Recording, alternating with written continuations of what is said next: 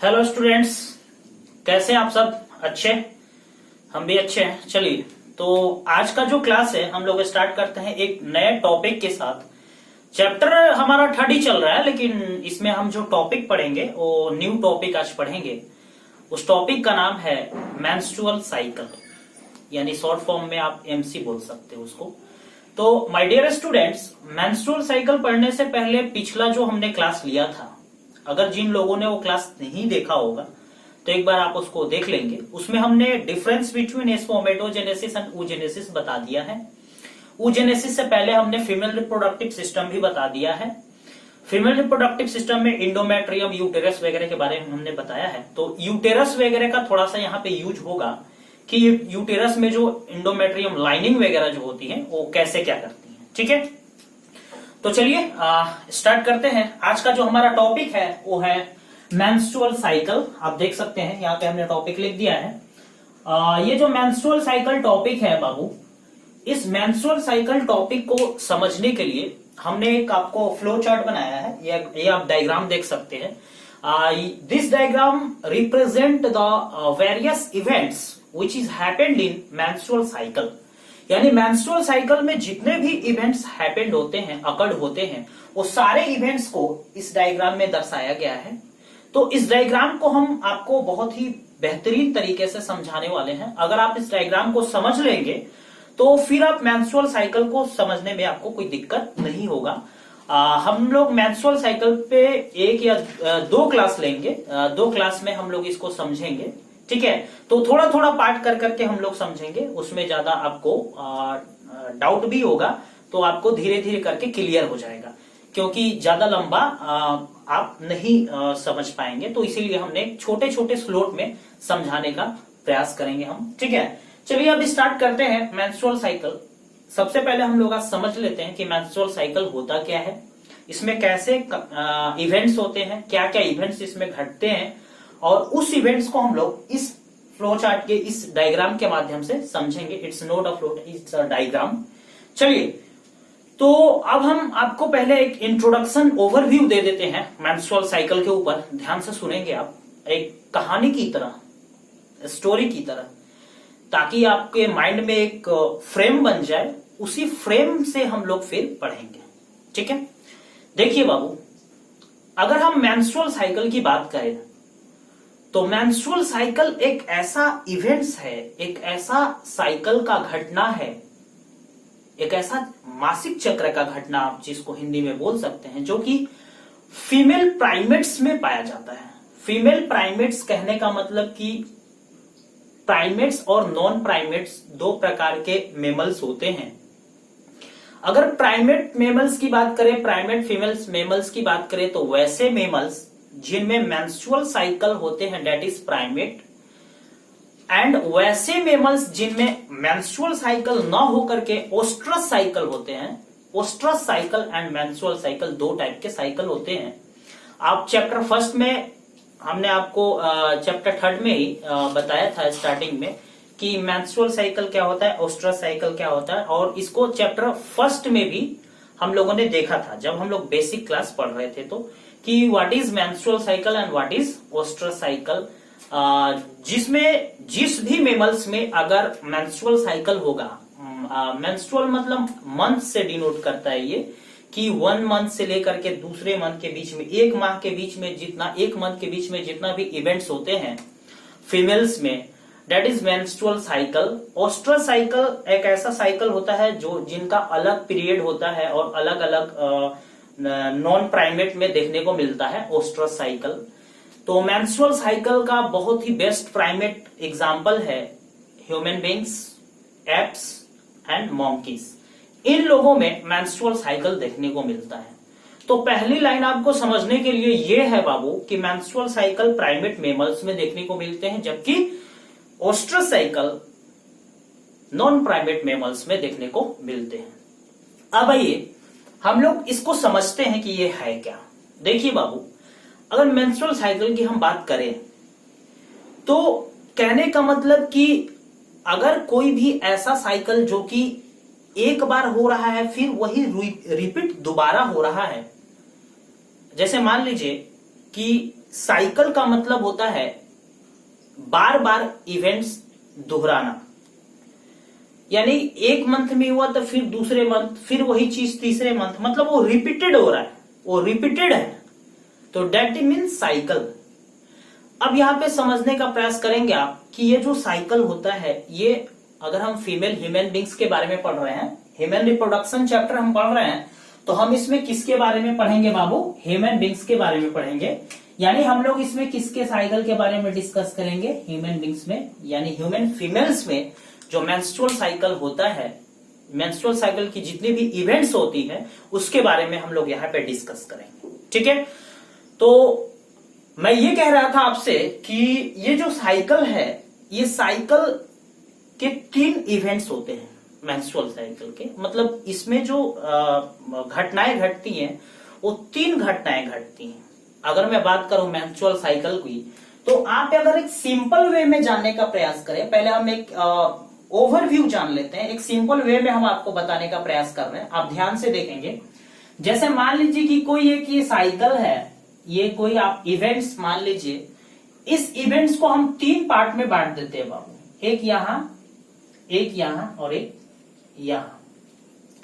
तो ये मंथ से डिनोटेड करता है, यानी एक मंथ में कितना दिन होता है? 30 दिन होता है। फरवरी में 29 दिन होता है।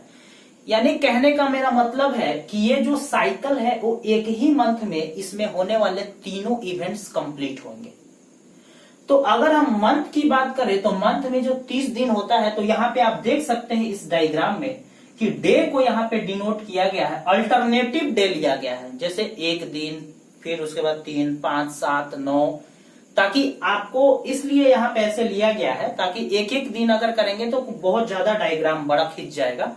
तो एनसीईआरटी में भी ऐसे ही किया, ठीक है, क्योंकि ऐसे ये जो 3 पार्ट है, ये कोई 5 दिन का है, कोई 6 से लेकर के 10 दिन का है, कोई 14 से 28 दिन का है, तो इसीलिए इनको इंटरवल में लिया है डेज को। ठीक है, इसमें आप ज्यादा कंफ्यूज नहीं होंगे। आइए अब हम यहाँ पे चलते हैं।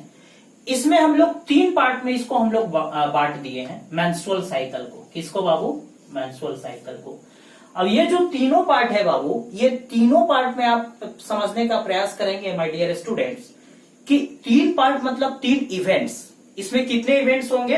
3 इवेंट्स होंगे। जो पहला इवेंट्स होगा जिसको हम लोग मेंसेस कहेंगे। क्या कहेंगे? मेंसेस कहेंगे। यानी कि इसमें मेंस्ट्रुअल फ्लो होगा। ये जो मेंसेस होता है ये 3 से 5 दिन तक का रहता है। जो दूसरा इवेंट्स होता है बाबू, वो फॉलिकुलर फेज होता है, जिसमें फॉलिकल बनते हैं, यहां पे दिया हुआ है फॉलिकुलर फेज। जो तीसरा इवेंट्स होता है इसमें वो होता है आपको बाबू सेक्रेटरी इवेंट्स या सेक्रेटरी फेज या तो ल्यूटियल फेज। अगर हम बात करें तो ल्यूटियल फेज होता है। तो ये 3 फेज में बांटा गया है मेंस्ट्रुअल साइकिल को। और उसके बाद ल्यूटियल फेज जैसे ही खत्म होता है तो फिर नेक्स्ट स्टार्ट हो जाता है साइकिल, फिर आ जाता है मेंस्ट्रुअल साइकिल। यानी यही जो इवेंट्स है, ये जो इवेंट्स आप देख रहे हैं, ये लास्ट इवेंट्स कंप्लीट होने के बाद फिर से वहीं पे आकर के यहीं से शुरू हो जाता है इसका इवेंट्स। इसीलिए हम लोग इसको क्या बोलते हैं? Menstrual cycle. यानी वो अपने चक्कर लगाते रहता है, वही चीज रिपीटेड होते रहता है, इसीलिए इसका नाम क्या है बाबू? Menstrual cycle. समझ में आ रहा होगा आपको। चलिए अब हम नेक्स्ट बढ़ते हैं। अब हम इसी चीज को इस डायग्राम में समझ लेते हैं कि ये क्या कह रहा है। देखिए बाबू, अगर हम बात करें तो हमने आपको कुछ हार्मोन्स के बारे में बताए थे।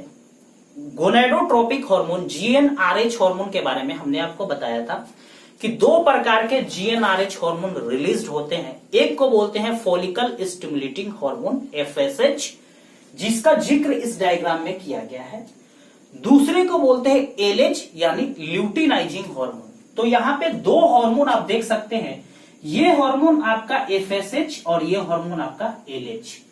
यानी 2 हार्मोन के बारे में इसमें डिस्क्रिप्शन दिया गया है। 2 हार्मोन का बहुत ही महत्वपूर्ण रोल है। एक तो हो गया आपको गोनेडोट्रोपिक हार्मोन, फिर हमने आपको कुछ और भी हार्मोन्स बताए हैं, जैसे अगर मेल में था तो टेस्टिस से निकलने वाले हार्मोन और फीमेल में तो ओवरी से निकलने वाले हार्मोन। यानी कि ओवेरियन हार्मोन। तो बाबू यहाँ पे मेंस्ट्रुअल साइकिल में दो टाइप के हार्मोन अपना बहुत ही मेन इंपॉर्टेंट रोल प्ले करते हैं। The first is gonadotropic hormone यानी जीएनआरएच हार्मोन, जिसमें दो हार्मोन होता है, पहला होता है एफएसएच और दूसरा होता है एलएच। एफएसएच मतलब फॉलिकल स्टिमुलेटिंग हार्मोन, एलएच मतलब ल्यूटिनाइजिंग हार्मोन। अब देखिए, जैसा जिसका नाम है वैसा उसका काम है, ध्यान देंगे इस बात को। फॉलिकल मतलब क्या बनाएगा बाबू, ग्रेफियन फॉलिकल बनाएगा। एलएच मतलब ल्यूटिनाइजिंग मतलब कार्पस ल्यूटियम को तैयार करेगा, ठीक है, तो वैसा उसका काम है। दूसरा हार्मोन हमने आपको बताया कि वैसे हार्मोन जो कि ओवरी से निकलेंगे, डेट इज ओवेरियन हार्मोन। तो वहां पे हार्मोन दो प्रकार के होते हैं, एक होता है एस्ट्रोजन और एक होता है प्रोजेस्टेरोन। दो हार्मोन हमने आपको बताया था। एस्ट्रोजन का काम क्या होगा बाबू कि स्टिमुलेट करेगा, मिड जो ओवुलेशन फेज आएगा उसमें एस्ट्रोजन का लेवल बढ़ जाता है, और जैसे ही एस्ट्रोजन का लेवल धीरे धीरे ओवुलेशन पीरियड जब खत्म हो जाता है, mid period level, mid MC level से जब लास्ट वाले पे पहुंचता है, यानी जब ल्यूटियल तक पहुंचने लगता है, तो एस्ट्रोजन का लेवल कम हो जाता है, एलएच का लेवल थोड़ा सा बढ़ जाता है। आप यहाँ पे देख सकते हैं पीक लेवल, जहां पे एलएच ल्यूटिनाइजिंग हार्मोन का सबसे ज्यादा लेवल होता है, पीक लेवल होता है, उसको बोलते हैं बाबू एलएच सर्ज। क्या बोलते हैं, एलएच सर्ज, ठीक है। अब नेक्स्ट हम लोग बात कर लेते हैं, ये जो आप देख रहे हैं this is your ovarian events. Ovarian events कहने का मतलब कि वैसा इवेंट्स जो कि ओवरी में हो रहा है, डेट इज ओवेरियन इवेंट्स। ध्यान से देखेंगे, वैसा इवेंट्स जो कि ओवरी में होगा, डेट इज ओवेरियन इवेंट्स। जैसा जिसका नाम है वैसा उसका काम है। तो अब हम यहाँ पे ओवेरियन इवेंट्स में देखेंगे बाबू, तो यहाँ पे आप देख सकते हैं कि डेवलपिंग हो रहा है किसका, फॉलिकल्स का। यानी कि हमने आपको जब पढ़ाया था अभी ऊजेनेसिस, तो ऊजेनेसिस में हमने आपको बताए थे कि ऊजेनेसिस में फॉलिकल्स का डेवलपमेंट होता है, यानी ऊसाइट्स बनता है। पहले फॉलिकल बनेगा, प्राइमरी ऊसाइट्स बनेगा, फिर प्राइमरी फॉलिकल्स बनते हैं। तो यहाँ पे आप देख सकते हैं कि ओवेरियन इवेंट्स में यहाँ पे ओवरी में फॉलिकल का क्या होने लगता है, डेवलपमेंट होने लगता है, यानी फॉलिकल बनना स्टार्ट हो जाता है। और बाबू जब फॉलिकल बनना स्टार्ट होता है तो वहां पे काम कौन करने लगता है, एफएसएच यानी फॉलिकल स्टिमुलेटिंग हार्मोन। और जब फॉलिकल स्टिमुलेटिंग हार्मोन अपना काम करना स्टार्ट बन गया तो फॉलिकल का डेवलपमेंट होने लगा। अब ना यहाँ पे ध्यान देंगे, तो एलएच का जो लेवल है वो मिड जो मेंस्ट्रुअल साइकिल का जो लेवल होता है, मिड जो ओवेरियन फेज होता है, तो यहाँ पे क्या होता है, एलएच का लेवल सर्ज यानी सबसे हाई लेवल, सबसे पीक लेवल होता है, जिसे एलएच सर्ज बोलते हैं। यहाँ पे इस वाले स्टेज में, यानी मिड मेंस्ट्रुअल साइकिल वाले स्टेज में ओवुलेशन फेज आता है, ओवुलेटरी फेज आता है। ओवुलेटरी फेज में कहने का मतलब कि वैसा फेज जब ओवरी से एग का क्या होने लगा, रिलीज होने लगा, यानी कि ग्रेफियन फॉलिकल से एग का रिलीज होना, ओवम का रिलीज होना, डेट इज ओवुलेटरी फेज, यानी ओवुलेशन होता है। ओवुलेशन फेज को ही हम लोग ओवुलेटरी फेज बोलते हैं। अब ध्यान देंगे कि ओवुलेटरी फेज में, यानी कि ओवम वाले फेज में, ओवरी वाले फेज में, यहां पे क्या हो रहा है बाबू, ओवुलेशन हो रहा है। क्या हो रहा है, ओवुलेशन हो रहा है। और जब ओवुलेशन हो रहा है तो ओवुलेशन होते टाइम पे क्या होता है कि ये जो ग्रेफियन फॉलिकल है, ये जो ग्रेफियन फॉलिकल है, आप ये जो देख रहे हैं फॉलिकल जो बनता है डेवलप होकर के, तो उस ग्रेफियन फॉलिकल में से एक जो है ओवम जो है वो रिलीज हो जाता है, बाहर निकल जाता है। तो अब वह ग्रेफियन फॉलिकल खाली हो जाता है। तो वो जो ग्रेफियन फॉलिकल है वो तुरंत ट्रांसफॉर्म्ड हो जाते हैं किसमें बाबू, कार्पस ल्यूटियम में। तो ये पहुंच जाता है थर्ड वाले में, जिसको बोलते हैं ल्यूटियल फेज। क्या बोलते हैं, ल्यूटियल फेज। अब ये जब ल्यूटियल फेज में पहुंचते हैं बाबू, तो धीरे धीरे एलएच वगैरह का जो आपका लेवल है वो कम होने लगता है, और वहां पे आकर के ल्यूटियल इवेंट्स में, यानी ल्यूटियल फेज में प्रोजेस्टेरोन हार्मोन का लेवल बढ़ जाता है।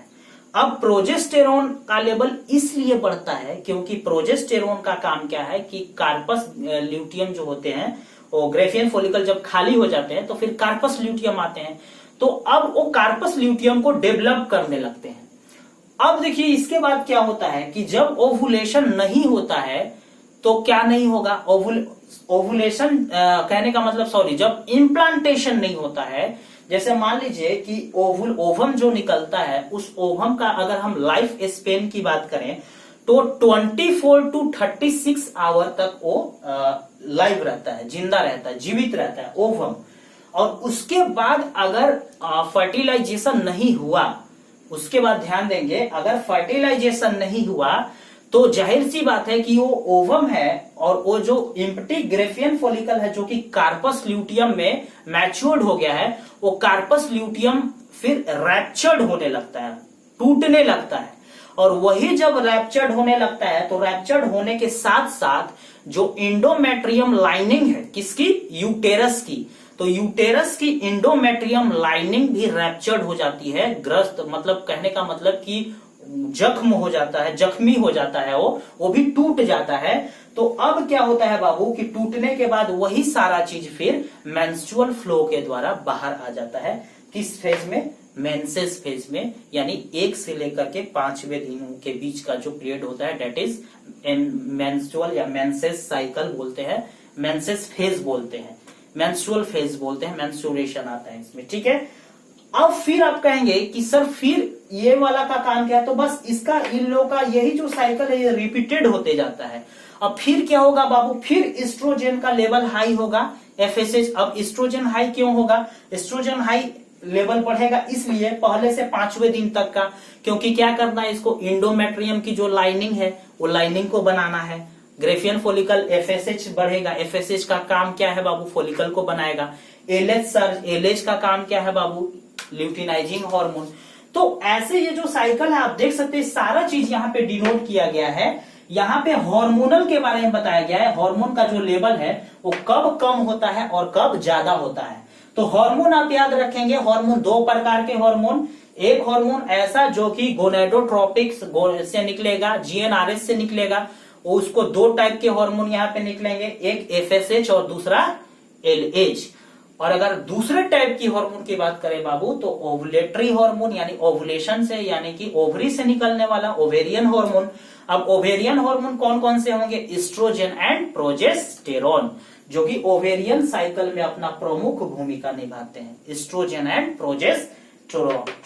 प्रोजेस्टेरोन। अब देखिए बाबू, अब यहाँ पे ओवेरियन वाला जो हार्मोन्स है, कौन कौन से ओवेरियन हार्मोन का लेवल क्या होता है, देखिए यही है ओवेरियन हार्मोन। एस्ट्रोजन यहाँ पे पीक लेवल बढ़ जा रहा है एंड प्रोजेस्टेरोन का लेवल आप देखेंगे तो इस वाले लेवल में आते आते कम हो जाता है, ठीक है।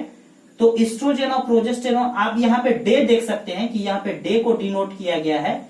ये वाला जो है जैसे 1, 3, 5, 7, 9, अब ये वाला जो फेज होता है ये इसी फेज में, इसी वाले फेज में बाबू ओवुलेशन होता है, ओवुलेटरी फेज होता है, जिसे मिड फेज बोलते हैं। कौन सा फेज, मिड फेज बोलते हैं।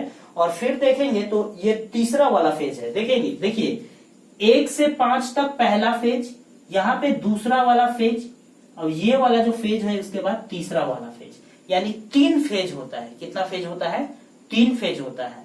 पहला कौन सा फेज है बाबू, पहला को बोलते हैं हम मेंस्ट्रुअल फेज, यानी मेंसेस वाला फेज। दूसरे फेज को बोलते हैं फॉलिकुलर फेज, यानी प्रोलिफरेशन फेज भी आप इसको बोल सकते हैं, जिसमें फॉलिकल वगैरह बनते हैं। तीसरा फेज होता है ल्यूटिनाइजिंग फेज, जिसको आप सेक्रेटरी फेज भी बोल सकते हैं, जिसमें कार्पस ल्यूटियम वगैरह डेवलप होकर के फिर वो रिग्रेट होने लगते हैं, रिग्रेसिंग होने लगते हैं, टूट करके वो मेंस्ट्रुअल फ्लो से फिर बाहर निकल जाते हैं। तो यही बाबू इंटरवल जो है वो रेगुलर बेसिस पे चलते रहता है। तो इसी चीज को हमें समझना था, जो कि आप इस डायग्राम को एक बार देख लेंगे, लास्ट में आप इसका एक स्क्रीनशॉट ले लेंगे, और ये जितने भी चीज हम यहाँ पे लिखे हुए हैं ये सारा पॉइंट इंपॉर्टेंट पॉइंट है। अब नेक्स्ट क्लास में भी हम आपको मेंस्ट्रुअल साइकिल पे ही डिस्कस करेंगे। तो आज की क्लास में चलिए अब हम इस पॉइंट को आपको समझा देते हैं, एक एक पॉइंट हम आपको समझाएंगे और एक एक चीज हम आपको बताएंगे। एनसीईआरटी में भी जितना लिखा है आप एक बार एनसीईआरटी को, हम इस क्लास को पढ़ने के बाद, इस डायग्राम को देखने के बाद आप एक बार एनसीईआरटी पढ़ेंगे तो आपको बाकायदे एक एक चीज समझ में आएगा, ठीक है। तो चलिए, मुझे उम्मीद है आपको यह डायग्राम समझ में आ गया होगा। यह डायग्राम कुछ नहीं है, ये जो आप देख रहे हैं ये आपको हार्मोन का लेवल बताएगा कि कौन सा हार्मोन ज्यादा है, कौन सा हार्मोन कहां पे कम होगा, किस हार्मोन का पीक लेवल हाई कब होगा। ये जो आप देख रहे हैं ये ओवेरियन इवेंट्स बता रहा है। ये इवेंट्स हमने आपको बताया कि पहले क्या है, ग्रेफियन फोलिकल डेवलप करेगा, डेवलप करने के बाद मैच्योर्ड ओवुलेशन वाला ओवुलेटरी फेज में आएगा, फिर मैच्योर्ड होकर के क्या बना देगा, कार्पस ल्यूटियम बना देगा। अब तीसरे वाले में अगर हार्मोन की बात करें तो ओवेरियन हार्मोन के बारे में बताया है, जिसमें 2 हार्मोन डिस्कस किया है, एस्ट्रोजन एंड प्रोजेस्टेरॉन। लास्ट वाले आप आएंगे तो यूटेराइन साइकिल के बारे में। आप इसे यूटेराइन साइकिल बोलिए या मेंस्ट्रुअल साइकिल बोलिए, दोनों सेम है। यूटेराइन साइकिल भी बोल सकते हैं या आप इसे मेंस्ट्रुअल साइकिल भी बोल सकते हैं, क्योंकि यूटेराइन साइकिल में भी 3 फेज है, या तो मेंस्ट्रुअल साइकिल में, तीनों में दोनों सेम ही चीज है। बस आपको कंफ्यूज करने के लिए एग्जाम में अगर दे दे मेंस्ट्रुअल साइकिल की जगह यूटेराइन साइकिल तो आप कंफ्यूज नहीं होंगे। उसमें भी आपको यही सारा चीज लिखना है। मेंस्ट्रुएशन यानी पहला फेज जिसमें मेंसेस वगैरह आएंगे, मेंसेस वाला फेज। दूसरा प्रोलिफरेशन फेज यानी फोलिकुलर फेज भी आप इसको बोलते हैं। तीसरा सेक्रेटरी फेज यानी ल्यूटियल फेज। ठीक है, तो दोनों चीज सेम है, दोनों में से कोई भी दे तो आप इसमें कंफ्यूज आपको नहीं होना है माय डियर स्टूडेंट। चलिए अब हम इसको पढ़ने के बाद ये आप डेट देख सकते हैं, ये डे को डिनोट किया है, ये वाला पॉइंट ये पूरे डे को डिनोट किया है, और ये सारा चीज हमने आपको बता ही दिया। ये वाला डेवलपिंग को शो किया है कि कैसे ये बढ़ रहा है ना। चलिए अब ये रैप्चर्ड को शो किया कि कैसे रैप्चर्ड हो जाता है, कैसे वो फिर मेंस्ट्रुअल फ्लो के द्वारा बाहर आ जाता है। अब हम लोग पॉइंट के ऊपर आते हैं। ये जितने भी आज पॉइंट यहाँ पे लिखे हुए हैं ये सारे पॉइंट इंपॉर्टेंट है। नेक्स्ट क्लास में भी हम मेंस्ट्रुअल साइकिल के ऊपर ही डिस्कस करेंगे। तो आप पहला पॉइंट के ऊपर अगर हम आए तो आप देखिएगा पहला पॉइंट क्या कह रहा है। पहला पॉइंट कह रहा है बाबू की the reproductive cycle in the female primates. यहाँ पे देखिए फीमेल प्राइमेट्स को भी उस एनसीईआरटी ने भी फीमेल प्राइमेट्स को एक बहुत ही इंपॉर्टेंट रोल दिया है। अगर हम फीमेल प्राइमेट्स की बात करें तो हमने आपको बताया था बाबू फीमेल प्राइमेट्स वैसे जैसे मंकी हो गया। आपको देखिए यहाँ पे हमने लिख दिया सच एस मंकी, पहला एग्जांपल मंकी, दूसरा एग्जांपल फीमेल एप्स यानी कि, तीसरा एग्जांपल ह्यूमन बींग। सबसे बेस्ट एग्जांपल तो हम लोग किसमें मेंस्ट्रुअल साइकिल के बारे में पढ़ रहे हैं बाबू, ह्यूमन बींग्स में पढ़ रहे हैं, क्योंकि हमारे चैप्टर का नाम क्या है, ह्यूमन रिप्रोडक्शन। इसीलिए हम लोग किसमें पढ़ रहे हैं, ह्यूमन बींग्स में पढ़ रहे हैं। तो आप ये 3 एग्जाम्पल याद रखेंगे, पहला कौन सा मंकी, दूसरा एप्स एंड तीसरा ह्यूमन बींग्स। ये प्राइमेट्स हैं। कौन से मेमल्स हैं, प्राइमेट फीमेल मेमल्स है ना, मेमल्स भी आप बोल सकते हैं या प्राइमेट फीमेल्स। ठीक है, अब यहां पे देखिए अब कह रहा है कि इसी को हम लोग क्या बोलते हैं बाबू, मेंस्ट्रुअल साइकिल बोलते हैं। अब एक चीज आप हमें बताइए कि अगर यहां पे प्राइमेट के जगह क्या लिखता है, मेंस्ट्रुअल साइकिल के जगह ओस्ट्रस साइकिल। हमने डिफरेंस पढ़ा दिया है फर्स्ट चैप्टर में। What is the difference between primate mammals and non-primate mammals? The main difference between in primate mammals, menstrual cycle is occurred, but in non-primate mammals, ostrus cycle is occurred. That is clear. अब next point पे आएंगे। पहला point हमें उम्मीद है आपको समझ में आ गया होगा। इस पॉइंट कहने का मतलब इसका यही है कि जो रिप्रोडक्टिव फेज है, जो रिप्रोडक्टिव साइकिल है, वो फीमेल प्राइमेट में होता है, जैसे कि मंकी, मैंस, एप्स, जिसको हम लोग क्या बोलते हैं, मेंस्ट्रुअल साइकिल बोलते हैं। दूसरे पॉइंट के ऊपर आप आएंगे बाबू तो कह रहा है कि the first menstrual cycle from the puberty on is called menarche. ये बहुत इंपॉर्टेंट लाइन है, ध्यान देंगे। जब देखिए अगर हम मेंस्ट्रुअल साइकिल की स्टार्टिंग ईयर्स की बात करें, फीमेल में स्टार्टिंग ईयर्स की बात करें कि कितने ईयर्स में मेंस्ट्रुअल साइकिल स्टार्ट हो जाता है, तो फीमेल्स में 12 साल से लेकर के 13 साल के बीच मतलब उनको ये आना स्टार्ट हो जाता है। तो जब मेंस्ट्रुअल साइकिल आता है, पहला मेंस्ट्रुअल साइकिल, तो उस पहले मेंस्ट्रुअल साइकिल को हम लोग मीनार्की बोलते हैं बाबू। क्या बोलते हैं, मीनार्की। तो वही कह रहा है कि the first menstruation being of puberty and is called menarche। यानी कि प्यूबर्टी पे पहला मेंस्ट्रुअल साइकिल, प्यूबर्टी पे फर्स्ट मेंस्ट्रुअल साइकिल इस फर्स्ट मेंस्ट्रुअल साइकिल पे जो कि प्यूबर्टी पे आ रहा है उसको हम लोग क्या बोलते हैं बाबू? मेनार्की। क्या बोलते हैं? मेनार्की। ठीक है, मेनार्की को आप याद रखेंगे, उससे क्या बोलते हैं? मेनार्की बोलते हैं। अब नेक्स्ट लाइन आइए, नेक्स्ट लाइन ये कह रहा है कि अगर हम ह्यूमन फीमेल्स की बात करें, in human females the menstruation is repeated on an average interval of 28 to 29 days. इस लाइन पे ध्यान देंगे कि ह्यूमन फीमेल्स में हमने बता दिया है आपको कि ये इंटरवल ये एक रिपीटेड है, मतलब आएगा ही आएगा, ये एक रिपीटेड है, ये रिपीटेड प्रोसेस है, रिपीटेड इवेंट्स है। एक बार आया तो फिर दोबारा आएगा, तो इसीलिए इसका नाम साइकिल दे दिया गया है। क्या क्या दे दिया गया है? साइकिल, यानी चक्र। ये चक्का कैसे घूमते रहता है ऐसे, ये उसी तरीके से। ठीक है, जैसे जल चक्र आपने पढ़ा होगा, वाटर साइकिल, ठीक है, कार्बोनिक साइकिल, तो ऐसे साइकिल बहुत प्रकार के होते हैं। तो अगर हम बायोलॉजी में बात करेंगे तो उसी तरीके से मेंस्ट्रुअल साइकिल होता है ना।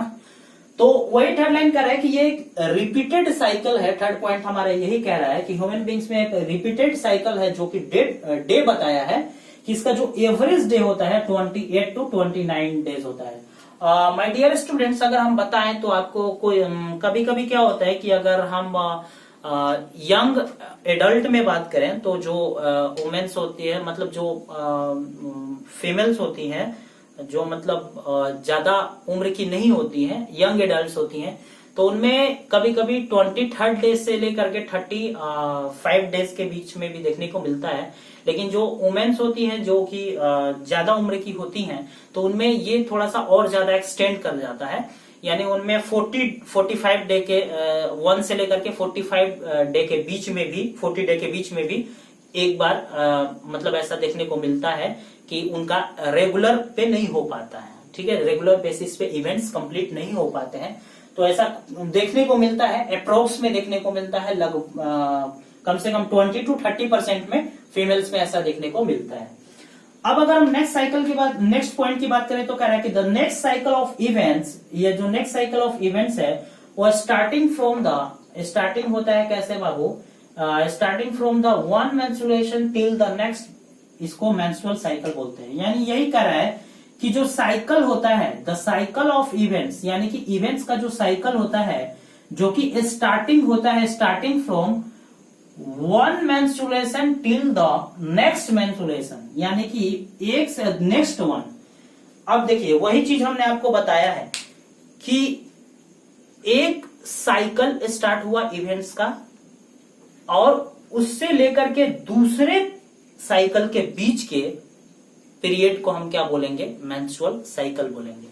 जो कि यहां पे आप देख सकते हैं, ये वाला एक स्टार्ट हुआ, यहां से चला, ये यहां तक आया, खत्म हो गया यहां तक।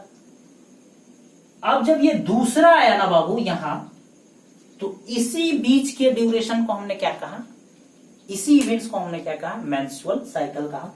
वही पॉइंट यहां पे लिखा हुआ है कि इसको हम लोग मेंस्ट्रुअल साइकिल कहते हैं। The cycle of events starting from one menstruation till the next one is called menstrual cycle. ये आपका डेफिनेशन हो गया menstrual cycle. What is menstrual cycle? ये डेफिनेशन लिख दीजिएगा, और ये भी डेफिनेशन, ये दोनों, ये तो आपको इंट्रोडक्शन में आ जाएगा, लेकिन इसको भी डेफिनेशन आप बोल सकते हैं। ये सिंपल डेफिनेशन, लेकिन ये डेफिनेशन आपको पूरा का पूरा क्लियर कर रहा है कि कहना क्या चाहता है। ठीक है, अब नेक्स्ट पॉइंट हम आते हैं, तो कह रहा है कि 80% ऑफ वुमेन्स में देखा जाता है कि रिपीटेड उनमें कुछ सम सिम्टम्स देखने को मिलते हैं ड्यूरिंग, यानी कि जब उनका पहला 2 वीक्स जो होता है प्रायर टू द मेंस्ट्रुएशन के, मतलब मेंस्ट्रुएशन के प्रायर 2 वीक्स, पहले 2 सप्ताह। जैसे मान लीजिए कि अगर 1 तारीख को है तो 1 तारीख से पहले 2 सप्ताह आप आ जाइए, यानी कि 21 दिन से लेकर के 30 दिन के बीच में, 14 दिन के अंतराल में उनमें कुछ सिम्टम्स देखने को मिलता है।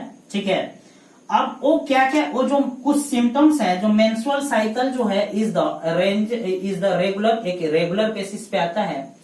अब इनमें कुछ चेंजेस देखने को मिलते हैं ऑकर, जो कि कहां पे ऑकर्ड होता है बाबू? फीमेल रिप्रोडक्टिव सिस्टम में ऑकर्ड होता है। डेट जो कि क्या करता है? मार्क करता है प्रेगनेंसी पॉसिबिलिटी। अब देखिए अब जैसे मान लीजिए कि हमने आपको पढ़ाया था बाबू oogenesis, जब हमने आपको बताया था तो oogenesis में हमने आपको क्या बताया था oogenesis में, कि oogenesis में जो ओवम बनता है प्राइमरी oocytes से फिर जो प्राइमरी फोलिकल फिर सेकेंडरी oocytes बनते हैं, तो जब प्यूबर्टी एज तक आने लगती हैं तो मात्र जो 400 एग है, मात्र जो 400 ओवम है, उन्हीं को ऐसा मौका मिलता है कि वो मेंस्ट्रुअल फेज में जाएं। अब उनमें से एक जाता है, एक एक कर करके जाता है। तो आप एक बात बताइए कि अगर मेंस्ट्रुअल साइकिल नहीं होगा, तो मेंस्ट्रुअल साइकिल का अगर एवरेज ड्यूरेशन नहीं रहेगा, तो क्या पॉसिबिलिटी है कि वो प्रेगनेंसी हो पाएगा? नहीं हो पाएगा, प्रेगनेंसी को अकड़ ही नहीं कर पाएगा। तो इसीलिए ये पॉइंट यही कह रहा है कि यही चीज ऐसा है, मेंस्ट्रुअल साइकिल ये है जो वुमेन प्रेगनेंसी को पॉसिबल करता है। मतलब अगर वो आ रहा है तो फिर वुमेन प्रेग्नेंट हो सकती है, ठीक है। वुमेन प्रेगनेंसी और भी कुछ ऐसे फैक्टर्स है जिनके कारण, गाइनोकोलॉजिकल फैक्टर है डेट रिमांड जो कि अवॉइड करता है उस चीज को, डेट इज डिफरेंट। बट यहाँ पे इस पॉइंट को आप समझिए।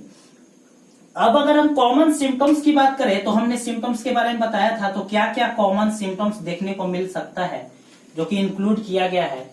जैसे उनमें हेडेक देखने को मिल सकता है, उनमें टायर्ड थकान महसूस होगा, उनको मूड स्विंग होगा, ठीक है। तो ऐसी बहुत सी सिम्टम्स हैं जो उनमें देखने को मिल सकती हैं। वही सारा इवेंट्स यहाँ पे इंक्लूड किया गया है। जैसे उनको क्या क्या देखने को मिलेगा, एकने देखने को मिलेगा, यानी एकने आ जाएगा प्रायर कुछ दिन पहले। एकने कहने का मतलब कि जो पिंपल्स वगैरह होता है, पिंपल्स वगैरह जो दाने दाने निकल जाते, एकने होता है, तो एकने उनमें देखने को मिल सकता है। आफ्टर डेट उनमें टेंडर ब्रेस्ट देखने को मिल सकता है, ब्लोसिंग देखने को मिल सकता है, टेंडर ब्रेस्ट देखने को मिल सकता है। अब उनमें टायर्ड महसूस करेंगी, वो फीलिंग टायर्ड महसूस करेंगे। इरिटेबिलिटी मतलब उनको ऐसा लगेगा जैसे एक तरीके से परेशान टाइप का दिखेंगे, एकदम इरिटेशन आप जिसको बोलते हैं कि मुझे ज्यादा तंग मत, परेशान मत करो, तो इरिटेबिलिटी देखने को मिलता है। तो ये सारे सिम्टम्स देखने को मिलते हैं। अब नेक्स्ट पॉइंट की बात करें तो नेक्स्ट पॉइंट, अब ये जितने भी सारे सिम्टम्स हैं जो कि इंटरफेयर करते हैं, ठीक है, उनके लाइफ को प्रभावित करते हैं, लाइफ का जो उनका लाइफ जीने का जो तरीका होता है, लाइफ जीने का जो तरीका होता है, जिस तरीके से लाइफ जीना चाहिए, वो इन सारे सिम्टम्स उनको प्रभावित करता है। जो हमारा लास्ट लाइन है, वो लास्ट लाइन ये कह रहा है कि द साइकिल इज रिक्वायर्ड, ये साइकिल को जरूर पड़ता है for the production of oocytes, ये लाइन आप देखेंगे, एंड फॉर द, यहां पे ध्यान देंगे, preparation of the uterine for pregnancy.